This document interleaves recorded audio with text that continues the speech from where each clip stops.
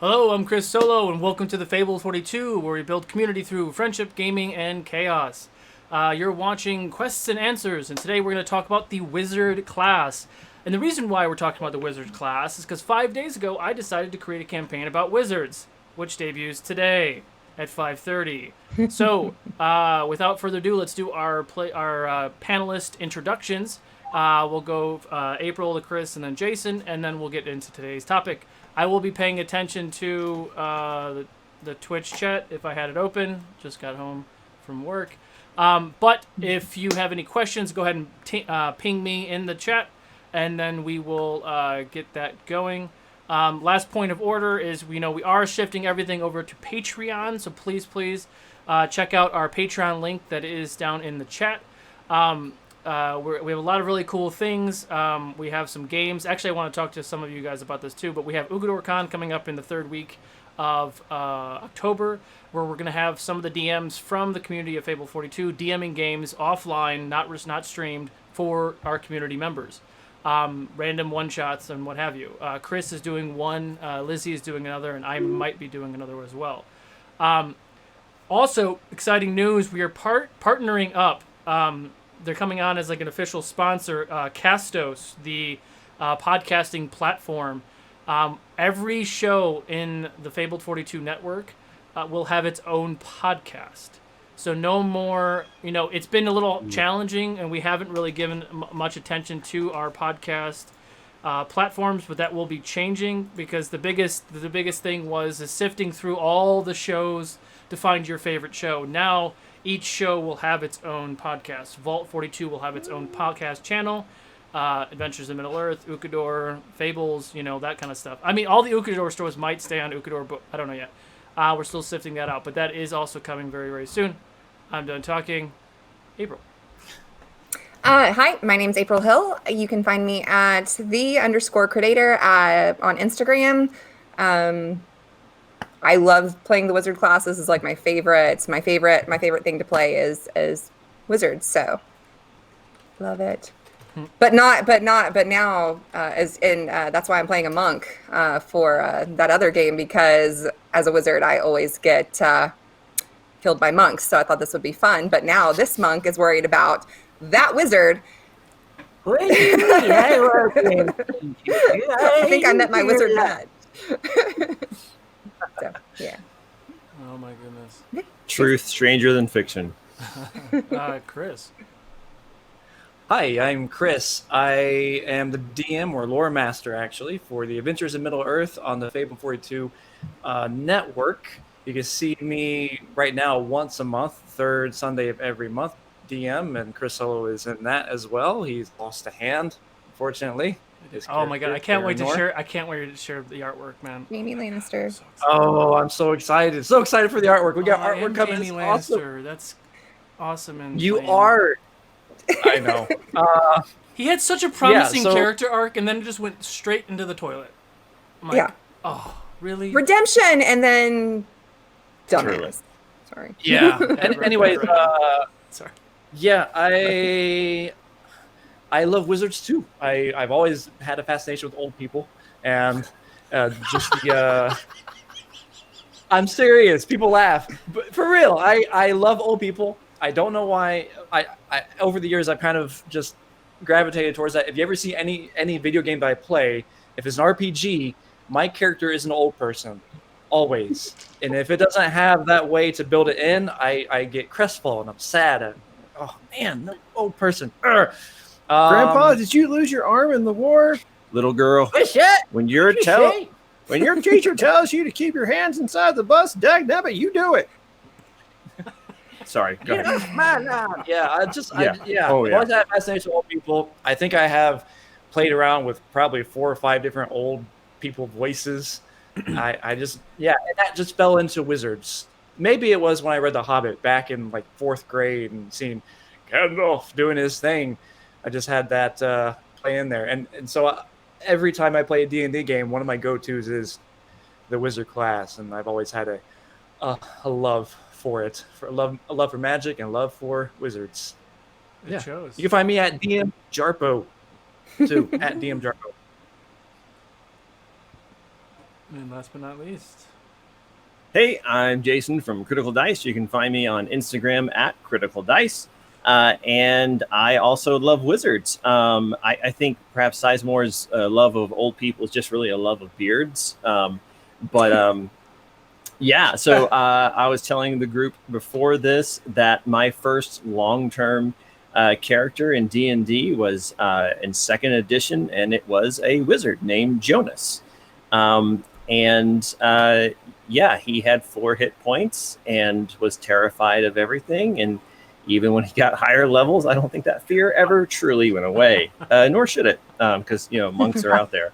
But yeah, I absolutely love Wizards. I always tend to go for some kind of class that has magic in it. Flint from Origins of Ukodor was a magic user. My awesome turnout at the Battle Royale was a bard.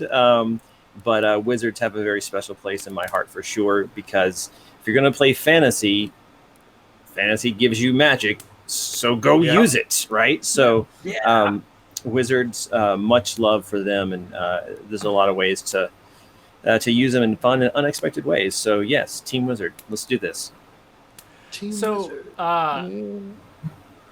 I've actually never played a wizard.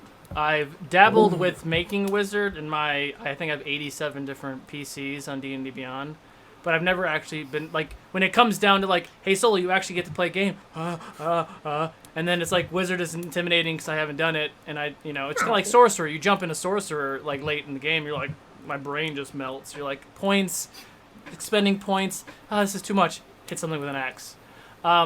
But as we found with the Battle Royale, hitting something with an axe, you have to be smarter than that, which I was. I can't get out of a force cage. Lesson learned. I thought you played smart. I thought you played really well. If only I took an item. That lantern revealing was bullshit, because it depends on which group you're in, because I didn't need it.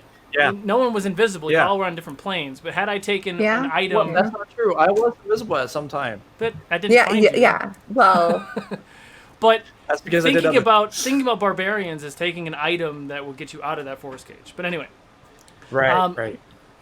However, gearing up the past 5 days of just cramming knowledge and things, which I'm still not done, building, this school, the Van Riem School College, which is the wizard school in Ukodor, very familiar with the library later on the line.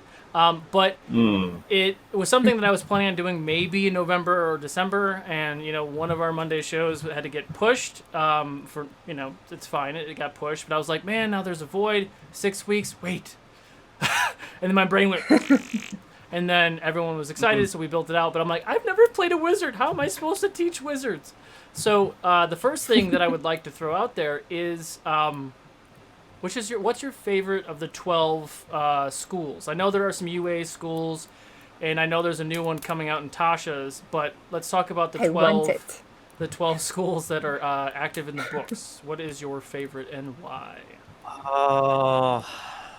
Evocation. Evocation school, yeah. Divination.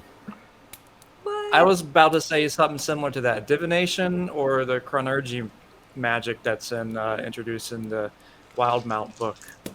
It's so dangerous. It's like campaign breaking if the DM isn't prepared for what you can do, I feel like. But I love it. The Chronoturgy.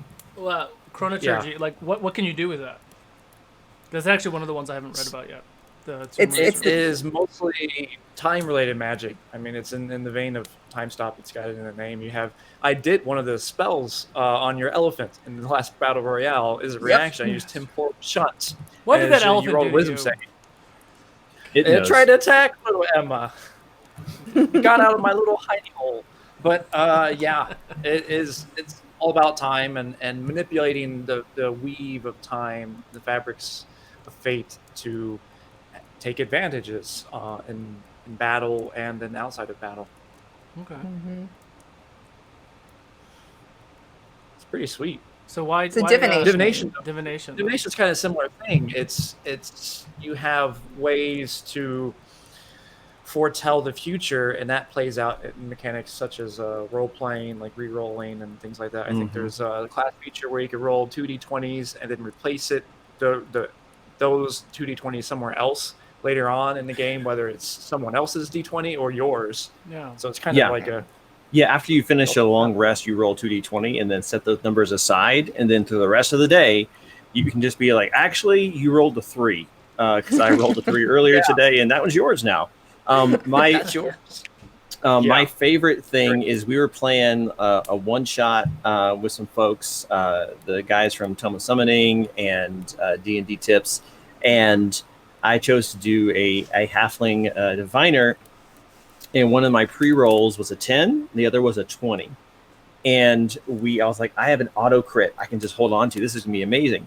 And so we're on this ship, and there's demons on the ship, and one of the guys is like, can I fire this cannon at the demon? And he's like, yeah, you can. And I'm like, here it is.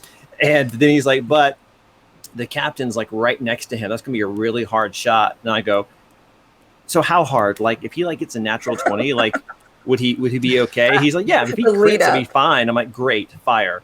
You get a 20. And DM's like, wait, why? I'm like, because divination, this is your time, strike true. And it was amazing. It did like 97 points of damage or something on a crit. That's awesome. But so divination can be really fun. So for new wizards out there, I know we have a lot of wizards in our Wizards of Ukodor show, which is 15 wizards, which I'm really excited about, by the way. This whole point of this thing is just to really talk about that. Is the subtitle of this campaign, Oops, All Wizards? No. It should be, though. Can it be? Because I think that'd be... Okay, go ahead. Sorry. It's going to be good. So the way that I have this all mapped out, right? So I have 3 different groups of 5. You're all randomly selected with your time restraints, and you go in and you do these trials. At the end of the trials, you roll a d12, and that chooses which school of magic you get. You don't get to pick your school of magic. There are some minor loopholes if you've impressed one of the instructors, and you really want to be divination, and you end up getting, like, I don't know, necromancy. And the necromancy teacher's like, nah, I don't want this dude. You know, and you might be able to, like, sway them in some way, but it's random in that way. So, how do you prepare your wizards? Like, when you're deciding that you want to be a level 1 wizard, and you're like, man, do I just want to go safe with divination? Do I pick something else? Like, how do you prepare for that first level? Because you don't get to pick until level 2. So how do you create your character to be, not a plebe, I guess? Depends on the campaign. Yeah, session zeros and... It depends on what we're doing. If it's a very intrigue sort of campaign, I might do something completely different. I played a Waterdeep Dragon Heist campaign, which, if you're familiar with it, is more mystery and kind of talking and role play back and forth, exploring. And I did a wizard that was focused on ritual spells and pretty much only carried around all that stuff. Okay. So have you ever read The Ritualist book series? He's a ritualist. Not. Yeah, it's really good. It's really good. It's actually called The Ritualist. So, but yeah, that's what made me think of. He does amazing. Ritual magic. It's the campaign first. What's going on with the campaign, and then after that, I look at the different class features and see what seems kind of fun to play around with, because I just want to try it. It might be that I've already done School of Divination, and I want to try out enchantment and see what that's like. Yeah, for sure. And I think at level 1, the real challenge is to differentiate your wizard from any other wizard, because you don't get your school yet. And it's just like, okay, so I pick Magic Missile, Find Familiar, and Mage Armor. And then for my cantrips, it's going to be Firebolt and Prestidigitation and Mage Hand. You're like, and I'll be a high elf because they get an extra cantrip. And, it's just like, come on, like, don't do that. Like, be, and if you've done that, that's fine. I'm just saying, like, you have to really, to make them distinct, you have to really branch out. And at the risk of, so, like, one of the things I always try to do is Uh-oh. Is lots of suspense. He likes to give us suspense. Yeah. So no. There we go. Oh, I'm back. You're back. Hey. You're Sorry. banished for a second. The secret to life is... And you go. Okay. Maybe he was dictating. No. So I have to remind myself that there's two main roles with a wizard in a party, especially, is that there's the glass cannon, which I think everyone really is aware of, where you're like there just to deal just tons of damage, but protect this little baby wizard so they're not, because they're super squishy. The other thing though is that though they're also a controller. They have the ability to control the battlefield, and that's something they get to uniquely do. The cleric can do some of it, but on a large scale, that's what they get to do. And in the much maligned 4th edition, that was what their role was, and I think it was really good for them to call it out like that, because you have the chance to really just change the shape of the game, change the shape of the battle.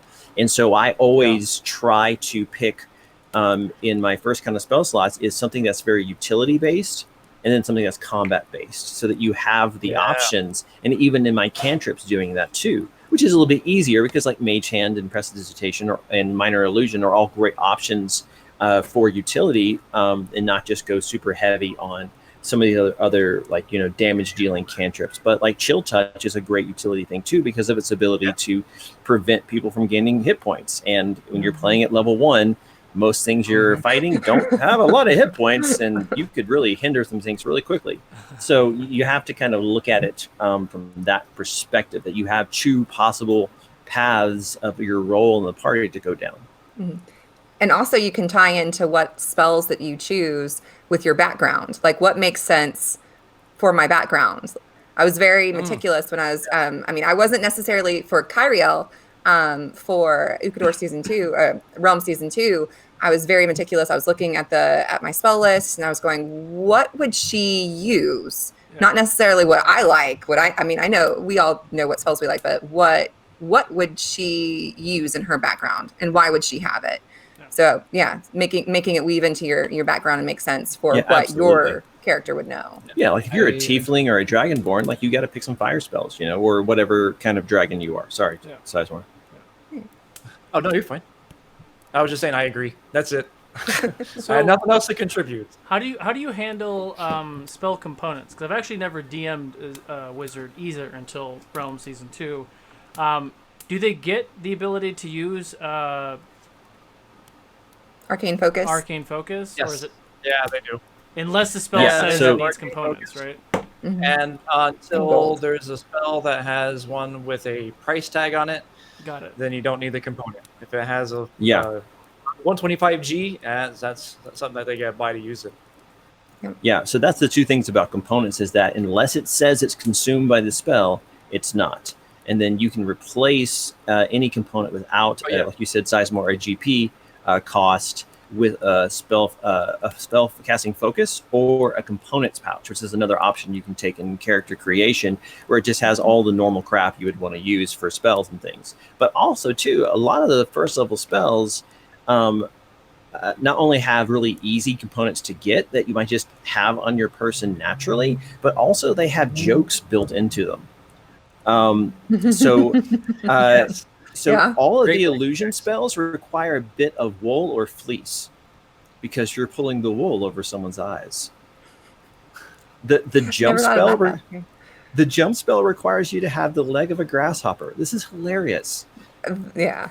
Sleep requires a pinch of sand. Come on, this is great. Yeah, you're like Mr. Sandman, bring me a dream. Yeah. So like that. Yeah, so a lot of them are really easy to get, even if you didn't have those things. And so it's not until you get up into the higher levels that you really have to start worrying about it.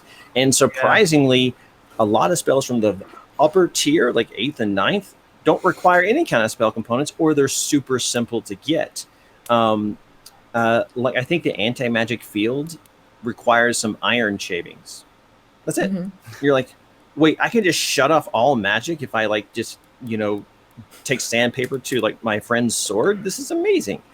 So it's pretty wild, the components. Branching off components, how do you all handle managing your spell slots? I like pen and paper and tallies. Like, it's so hard for me. I love D&D Beyond just to have the sheet that I can print out. But I'm like, I tally. I like level 1, 2, 3, 4, 5, 6. Like, I level that, and then I tally how many I can have, or I tally when I use them. Like, I have the spell numbers, how many I have of each, and then I tally every single, like, I have a combat binder or combat notebook just for that. Just every combat. That's me. I like tallies.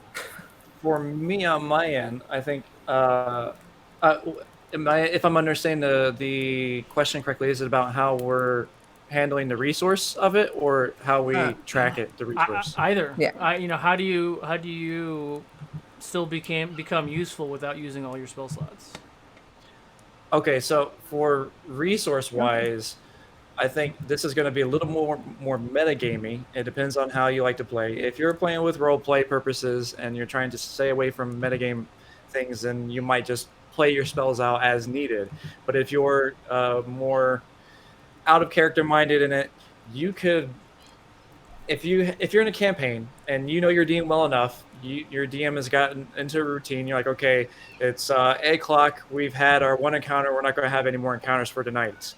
Kind of thing. You know, you're going to have a long rest after it before next session, so you can prepare yourself metagame wise to say, okay, I can use this many spells now because we only have 1 or 2 encounters right now or something. I know the game is built in with, and this is ridiculous in my opinion because if you have too many people, it's too long, but it's built in with like 5 to 6 or 7 encounters per session. Is how it's actually built. So if you're really honestly doing just like 1 or 2 encounters a session, then more than likely with cantrips involved, you should be completely fine with your spell slots. Yeah, totally. And that's the thing too, is you have to ask yourself the question, like, is there something here that's going to help that only I can do? Yeah. Right. So if you're just, if you're tempted to like expend a spell slot to do damage to someone, is that something only you can do? Maybe not. Oh, yeah. Your fighter, paladin, or rogue, they might be better equipped to do that. But if you have a foe that you're up against and his AC is ridiculous, and you're just like, man, our party's just not hitting him, then that's the perfect time for you to go, okay, now I can do something only I can do. Magic missile or an area of effect spell that requires a saving throw. Yeah. I'm going to be clutch, and so I'm going to use this limited resource as is intended, and I'm going to, kind of save the party here. So I think you have to ask yourself those kind of questions, not just jump into the fray to do damage, because if you're going to do that, maybe Wizard isn't what you should have chosen. Yeah. Right. Yeah. I'm 100% on that with you. Don't cast Ice Storm on your party and have the paladin. I did this and have the paladin slip on his butt and be out for 2 rounds. I was like, oh, I wasn't thinking about that. Yeah, I've done that one time, so never again. Let your party handle other things. I've seen. I've done my due diligence with researching other streams and other games and campaigns, and a lot of the DMs that I've seen, it's always like your encounters are always front loaded, right? So you walk into a room, all the dangers on the other side of the room. Wizard just hangs out in the back. Obviously, you know that Solo's campaigns are not like that. But so how do you react to that? So like if you go into a room and you're so used to playing with other DMs or just that's just how you always play Wizard, like, oh, I'll just hang out in the back and cherry pick all these spells and I'll be totally fine. And then you jump into one of my campaigns where I plan for that. The rooms are planned not just because the way that I think about it too, you walk into a room, oh shit, I don't want to do this, you're going to get out. But if there's something keeping you from getting out or you have to go through something to get out, then you're not necessarily stuck there, but you have to fight to get your way out of there. Because, I mean, we'd have a lot of rangers or spell slingers in the back, and they would just be like, do. And it's very boring also cinematically when you're watching the stream. Like, nothing's happening to them. They never get touched. Oh, look, I just did another 8th encounter, and I have not taken any hit points. So how do you deal with that, with those surprises? Not just my surprises, but just surprises that you didn't expect. Like you get into a comfort zone with being a caster, your party is in rhythm, you know that they're going to protect you, and then what happens when the cleric's usually hanging out with you and the cleric goes down, you're like, oh shit. Like, what do you do? What do you do when that happens? Being a squishy wizard and trying to. If you're not, usually, at least in my opinion, wizards are more thinkers than bashers, and that comes from a player standpoint, also not just a character standpoint. And so you're as a player, you're more inclined to look at the battle and think about it and strategize. And in that case, I would think you'll be more prepared. At least in my case, I can speak only for myself, but I would have some sort of defensive package in case of that. Misty Step, Shield, Mage Armor, Illusory Self, Mirror Image is a fantastic one at second level. Oh my gosh, that is so underrated. Yeah, Mirror Blur, Image, Blink, Blur, Blink, yes, those are all. There's several defensive spells that a wizard, if they're playing smart, would have it in their arsenal for situations like that. Yeah, I'm familiar with some of those. Looking at you, Chris. Yeah. What? Yeah. No, impossible. Yeah, and from like a narrative standpoint, I hate when wizards dress in such a way as to say, "Hi, I'm the wizard. You should probably kill me first." Like, don't do that. Like, I get it. Robes are comfortable. The pointy hat, it's very studious. But you're a character who has, because you don't have any proficiencies in armor typically, you don't have any restrictions on the way that you look and the way that you have to kind of present yourself. Just like the monks, they're one of those too, where you could just wear like, pants, a shirt, maybe a sash, have a messenger bag, and that's it. Yeah. And they're like, is this a, then if the monsters are being smart and if they have like, an illithid or something on the other side that's like kind of, knows what's up, he's looking for the spellcasters and the range weapon dealers. And so he knows to get rid of those guys first. But if you're like, if he can't tell if you're a wizard, a monk, or the party is on a escort quest to get the merchant to the other side of the thing, like, just don't like yell and scream, "Hey, I'm the wizard, come get me." Like, you don't have to do that. And so none of my wizards ever dress like wizards because they don't have to. And I think that's just more interesting too. I need to learn that from you because I always do the stereotypical wizard as stereotypical as I get. Well, yeah, because I mean, like, you think about comic books, like you see Spider-Man jump in, you're like, I wonder what his powers are. They're spider powers. You know what to expect. He will probably shoot a web and walk on the wall at some point. Okay, Captain America, dude's patriotic. Maybe don't speak French to him. Like, we get it. Like, sorry, I don't know where that came from. Oh no, my character later has a French accent, so that's gonna. I have done a character on this very stream with a terrible. Oh no! Time to stop again. French accent. I get it, but like, you don't have to give everything away. Yeah. You don't have to give everything away. Basically, you can be more interesting in the narrative and the backstory and all of that, along with being tactical and keeping yourself safe. Yeah. That's funny that you say that because it's not really a spoiler because I'm not playing the character anymore. But for Diane's game, I was going to be a player in that, and I was thinking that I was a ranger, and we were only sandbagging. I'm actually a wizard, and I would use my bow for flavor to shoot spells. So like when I did Firebolt, it would be like a fire arrow, magic missile. But I would look like a ranger. I wouldn't look like a wizard. I wouldn't even know I was a wizard, and it would just like happen. And it was kind of a really cool mechanic, but also for the same thing. It's like, I don't want to look like a weak old frail man. Like, I want to look like I'm scary. That you're not going to want to come. I do. It's strategy. Like, we're little old ladies. Don't hurt us. You know what? We've all seen, what was that creepy movie with the angels? And the Angels in the Outfield? No, and the old lady that crawled on the ceiling. Oh, I don't know. That sounds super creepy. No, yeah. I know what you're talking about. Isn't it directed by the same dude who did Doctor Strange?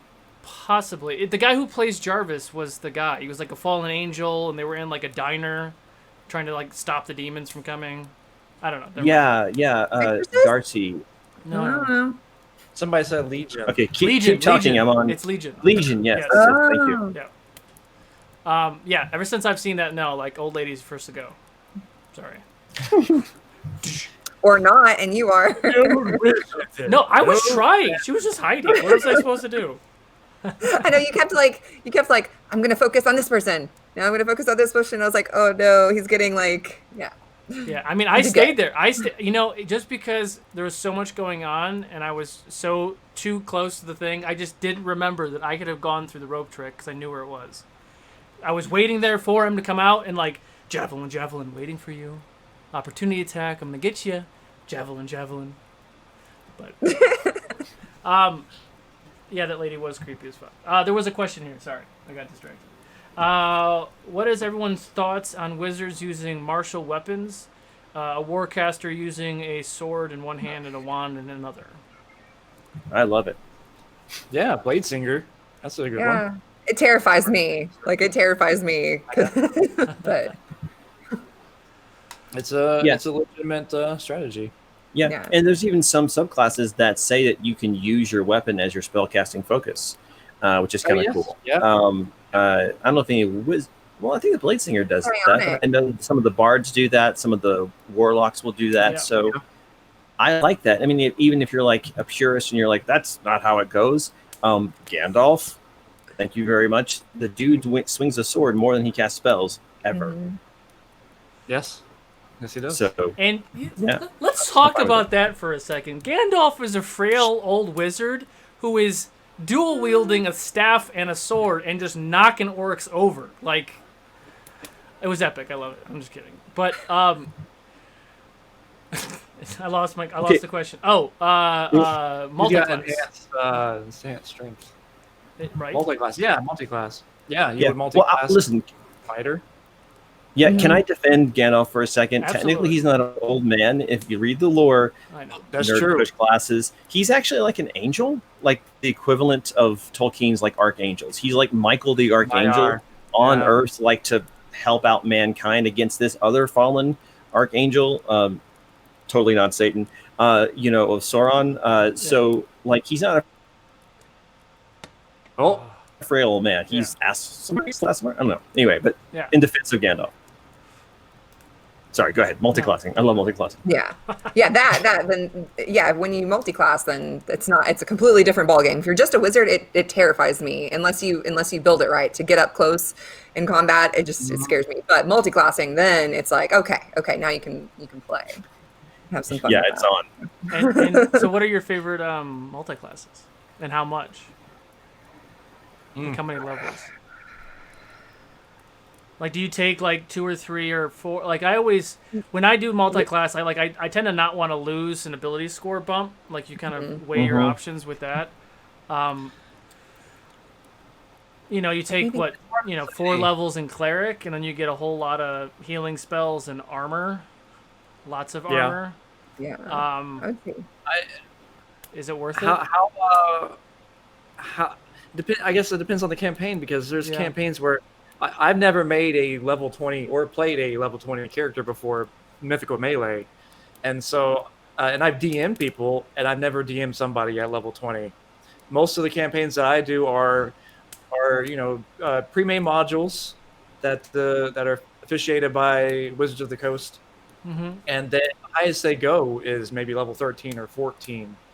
And so then you have to really think about your build based on those parameters. Mm-hmm. Sometimes you might go a little bit above or below. They do give you like an average of what it is, but the reason they do that is because level 20 is ridiculous, and writing adventures for level 20 characters is kind of like crazy.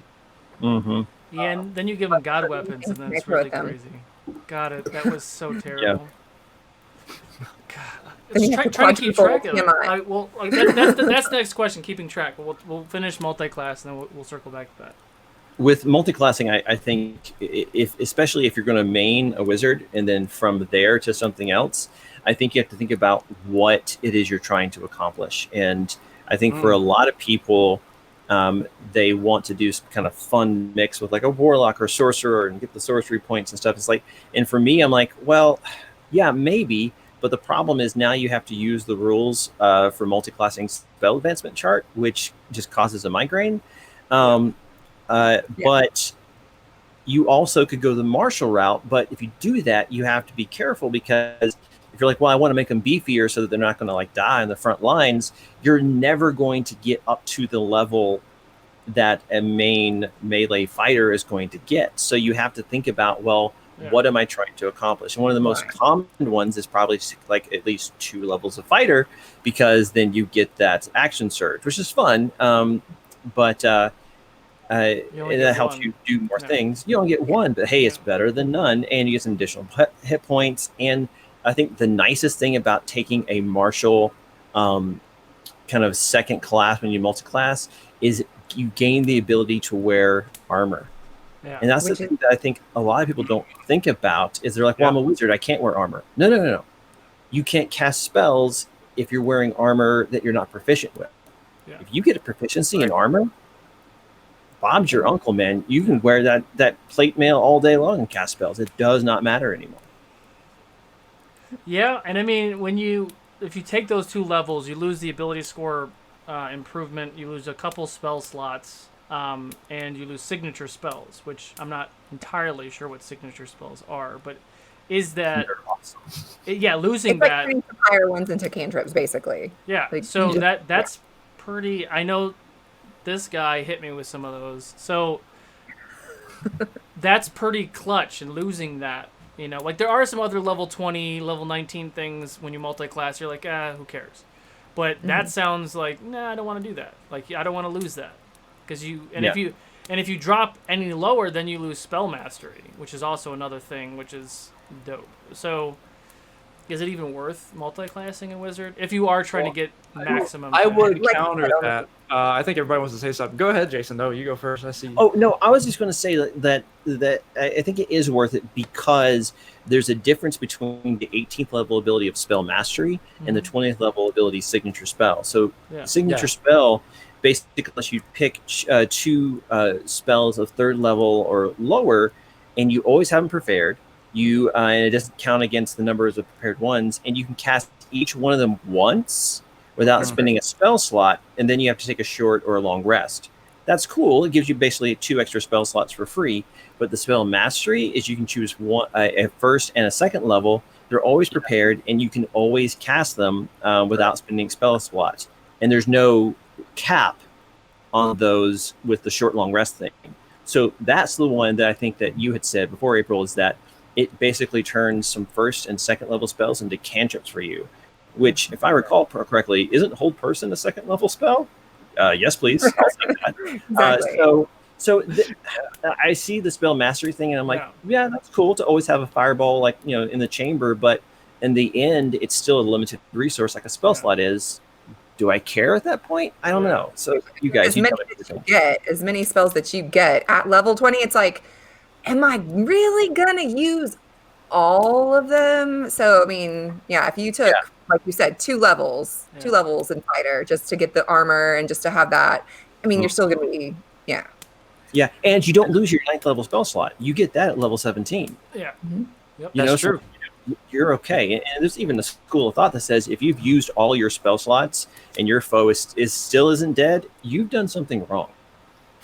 Or it's a fully stacked thing. But because we've only experienced that once, which was leading me to the next question, which is managing, NPCs to fight level 20 characters. Because when we go back, I can show y'all remember her, our friend, our lover, Riha up there. That's the only time that Riha was a 2-day fight. Well, Riha in my Tiamat form was a 2-day fight. She has 3,600 hit points, and every round that she still has X amount of hit points, she regains hit points. So she regained like 100 points every round. Has stupid amount of attacks and everything else, but that 2-day fight, they were tapped out only because she had 3,600 hit points. Yeah, and she did a lot of damage because she has 5 heads. Most of the stuff was Tiamat except for HP, and I think the AC and DC was bumped 28 because all my players have crazy magical weapons. So then they still succeeded with it, but. Yeah, so Solo, I know why you customize monsters. You've told me before, so that people can't just have the monster manual memorized and mess stuff up with meta knowledge. But also, too, you give your players like crazy magical items, right? Yes. Yeah. Okay. So my question is with your not Tiamat, your Tia not? There we go. Did she have so many hit points? I'm going to guess because of the frontline fighters, not because of your spellcasters. Well, the items that I gave my spellcasters would also. So everybody has the potential, if they crit, to hit about 400 HP in one turn, which is ridiculous. But if they do it right, I did give my magic users some really awesome items to give them that. So then it's not just Torque, who does 3 attacks and does stupid amount of damage with his big dragon axe. It's then the casters also have stuff. But even if I didn't do that, like, they were still doing really well, and it was about testing their limits, and it was a really fun, exhausting fight. But coupling past that, so then I kind of made, a god kind of intervened to bring them to another plane that, time didn't exist, so they could take a long rest because they needed one, because there's no way they would defeat Goddess Riha in her god form. So getting to Goddess Riha in her god form, when you're a DM of a level 20 party, I don't think I've ever seen any end game boss that wasn't a magic user.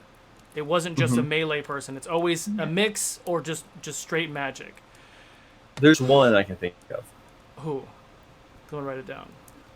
Tarask. Oh, well, that's what I was going to say. Tarask. Yeah. That's just silly. I didn't say they were like smart. I just they're definitely an in-game boss. Like that's. And I have a Tarask mini. And the mini is smaller than Tiamat. Like if anyone ever fights a Tarask in my game, it'll be the size of the table, because that's how big it should be. Mini is not the right word there. No, it should be like a dog just sitting on the table. So my question is on the other side of it, right? Because it's usually you're mostly wizard, right? When you look at Vecna, when you look at Riha, when you look at other people, you're mostly wizard, and you have some sorcerer, maybe some warlock in there, but it's mostly wizard.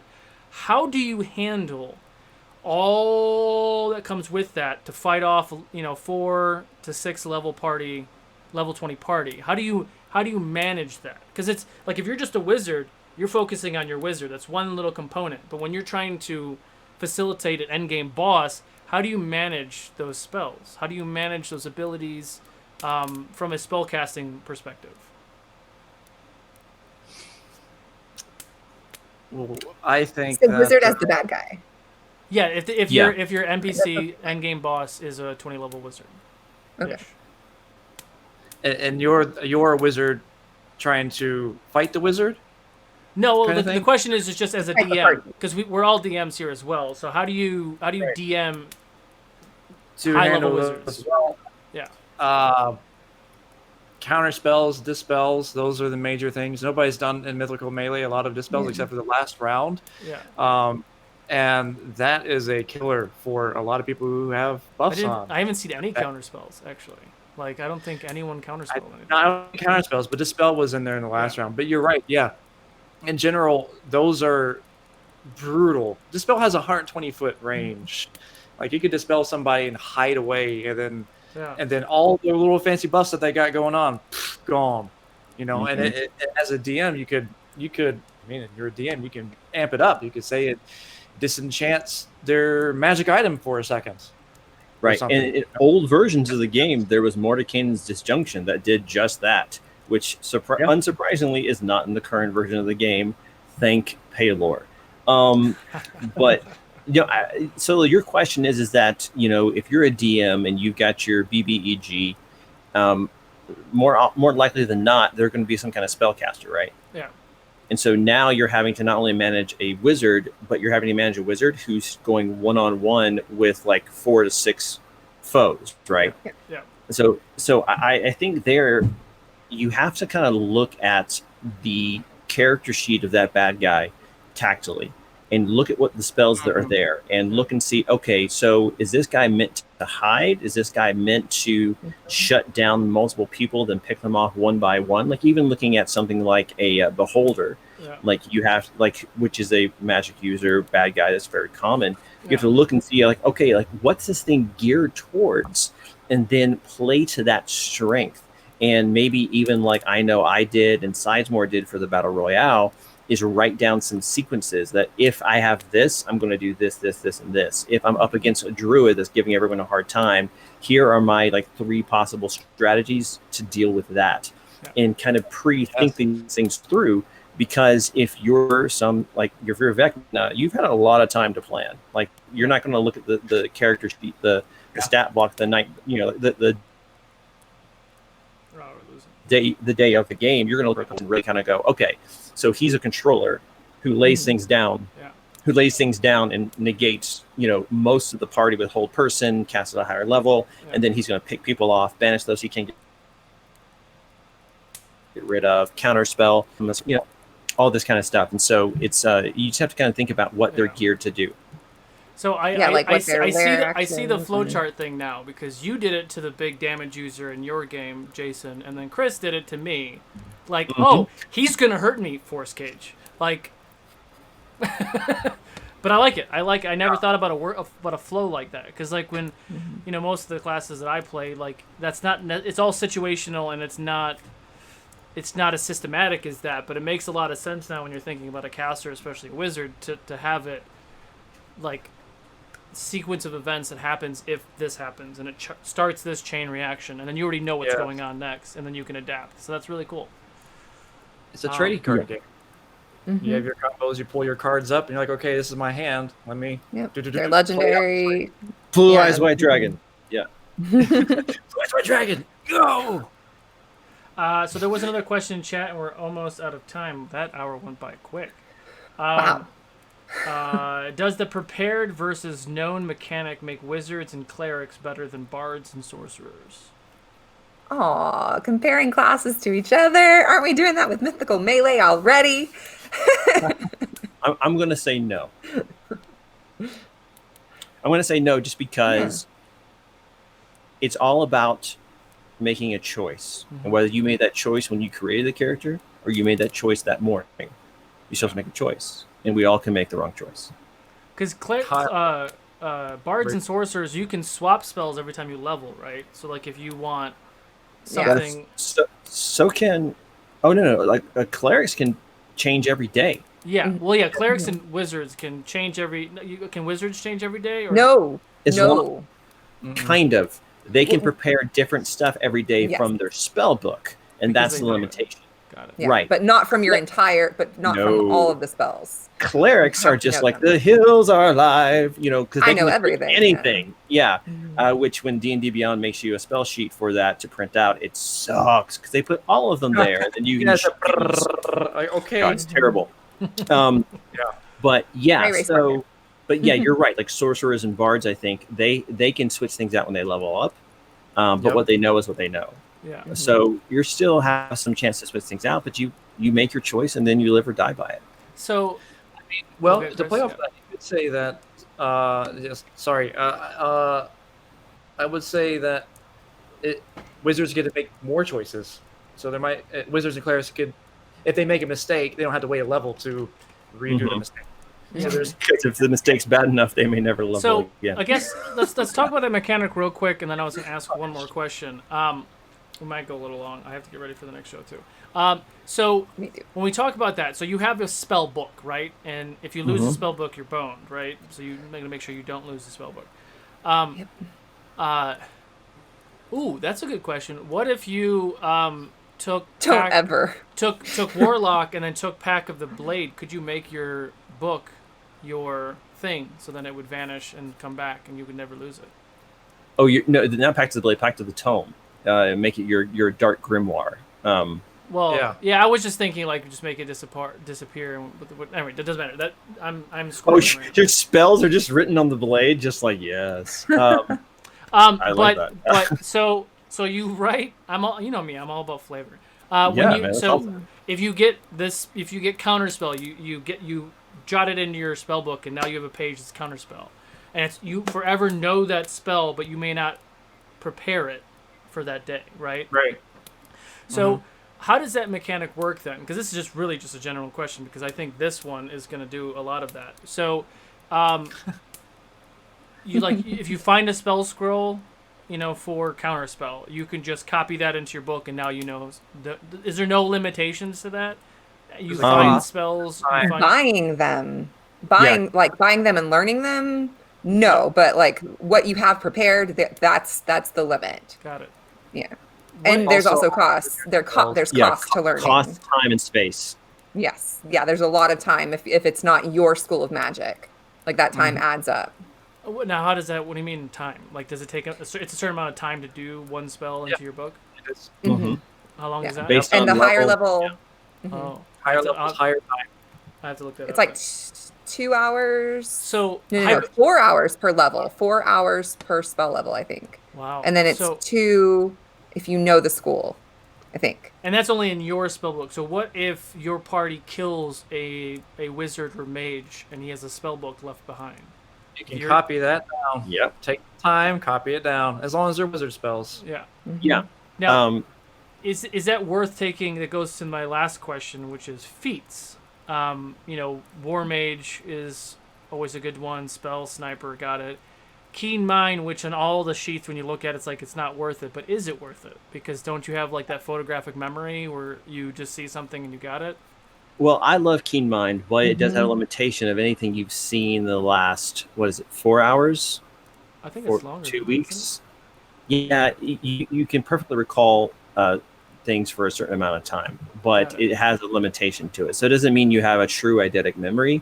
It just means that you can remember the map that you saw once if you lose it or something like that, or what the noble was wearing. You're like, wait, he was wearing an amulet of Asmodeus. Why didn't we notice that? Yeah. You've got your mind palace thing going on, but it doesn't supersede your need to re-prepare spells from your book. Although I could see within the time limit, spellbook got destroyed, work it out with your DM, maybe buy him some snacks. You can make that work, but that's not how it's written. Got it. I was going to say, it's very table dependent. Yeah, well, I mean, that's more of a DM, because I've never DM'd a wizard before. So, like, in my preparations and things, I would need to... Holy shit. Thank you, real cool guy. That was really cool. Yeah. 10 subs. Thank you, sir. Or ma'am. Dang. Past month for that feat. Sorry. Yeah, so...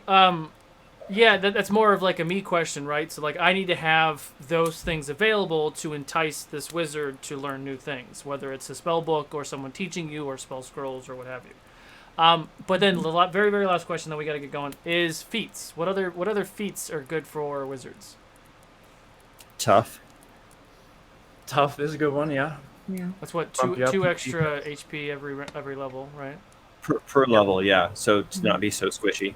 40 out of 20. The favorite in the Battle Royale.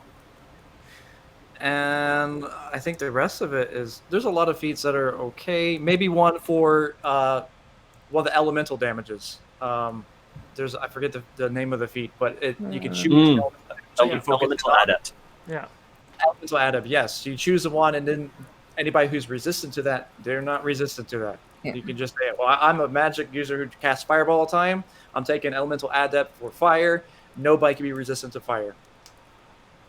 So that's a nice one if you're trying to deal damage. That is. I prefer to take the points than the feats as a wizard, but other than Keen Mind, But yeah, I prefer to take the points. So I lied. This is my last question. The Resilient feat.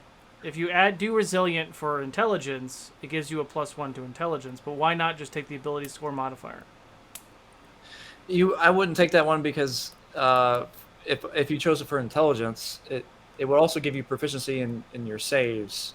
Oh, that's right. And you already have proficiency in your. You already have that, yeah. Mm-hmm.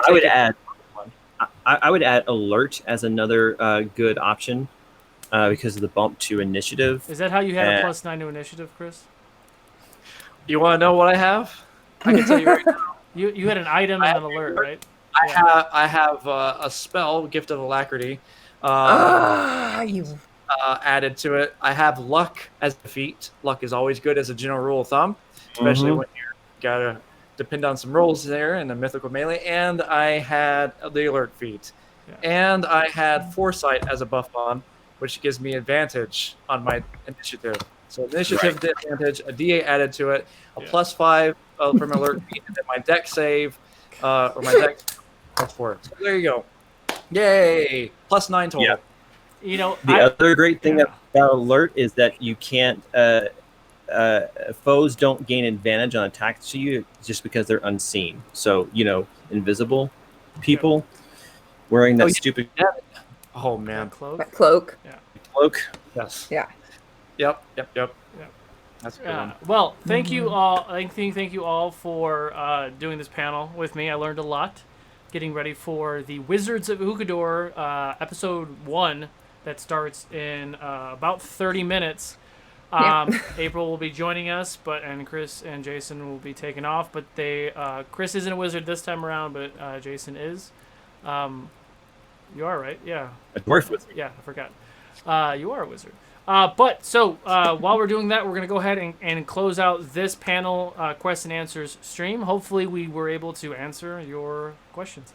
Just go ahead and enter raffle in the chat.